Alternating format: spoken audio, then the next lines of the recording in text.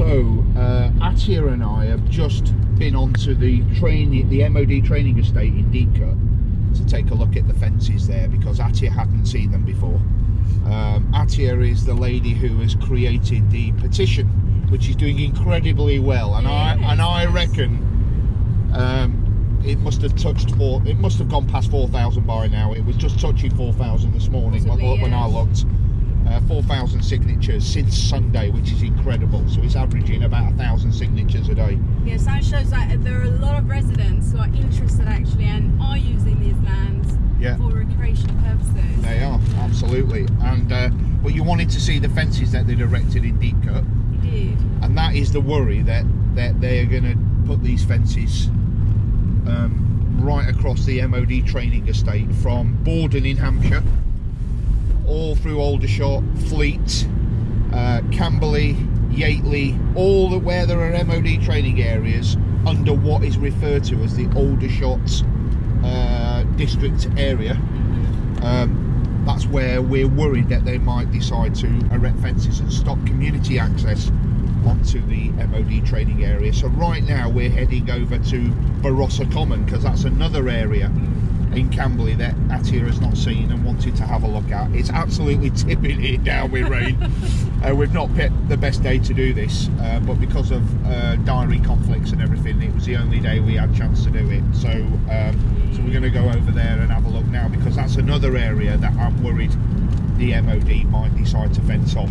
Yeah, so I had seen all these lands on map, but it's a very different experience when you are close to the fences and see do not enter beyond this point. Yeah.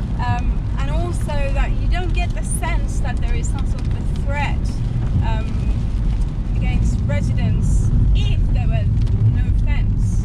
Yeah, absolutely. So yeah. Absolutely. You know, it is a real worry. A lot of people have bought their properties, they live here because of the countryside we have access to, and have to really, I suppose, taken it for granted that these areas are actually MOD training areas.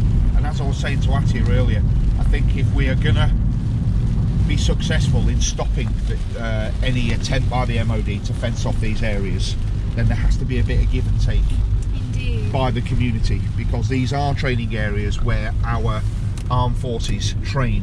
Yes. And the reason why, or part of the reason why, our armed forces are the best in the world is because of the training facilities that they have.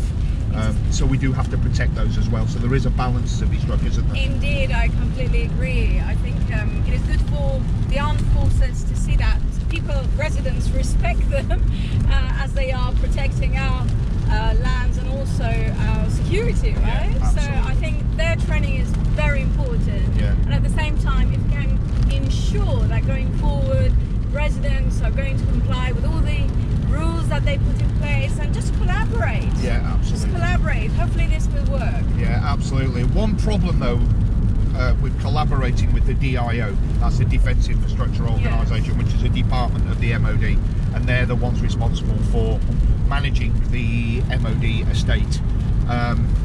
They're not the best at communication or engagement, so collaborating with them is actually very difficult. And one of the things that if we're gonna be successful here, I think is to try and get the DIO to engage a little bit better. If we're successful in one thing, I'd be happy if we could achieve that, because I think that at the moment relations between the community and the DIO are strained, and that is something that we do need to address. So we're at Barossa Common now, and I'll move beautiful. It. Absolutely. You've never been here before, have you, Attieh? No, I'm surprised. Why not? So imagine. It's amazing. I mean, you don't know what you've been missing, but imagine if you were told you wouldn't be allowed to come on here. Indeed. How would you feel about that? Oh, heartbroken. Yeah. Yeah, I think so. Yeah. It's absolutely beautiful, isn't it? It's a treasure, and we saw a lot of residents bringing their dogs. There's a lot of dog walkers, and they were quite friendly. There is, and I don't know whether you can. I don't know if you can see this. I'll turn the camera around, but you can see a white vehicle now moving along there in the distance. Yeah. That's a military vehicle. There's another one you can't see it there, but where that electricity pylon is, at the base of it, there's another military vehicle there. This is the training estate for the Royal Military Academy Sandhurst. This is where the cadets at Sandhurst train. That's amazing.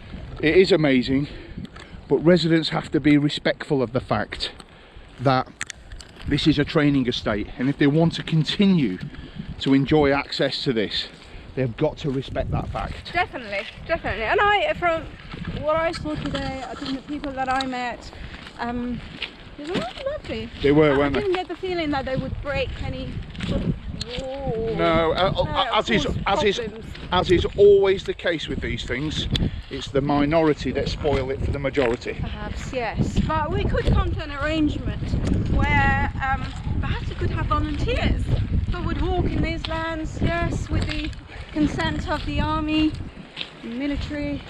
Yeah, I mean these are all things that should be considered. What we don't want them doing is closing it down without consulting properly.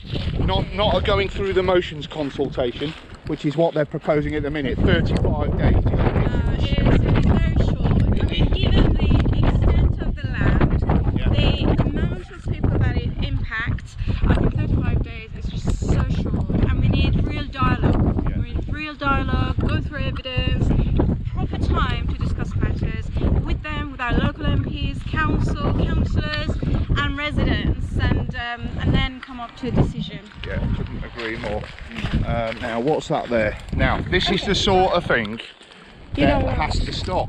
Indeed. So that I don't understand why somebody would go to the trouble of picking up their dog crap, putting it in a bag, and then and then just dumping it in the bush like that. I mean, that is the kind of behaviour that is going to stop the community having access to these to these training estates. That's something that we are going to have to. Yeah, good for you.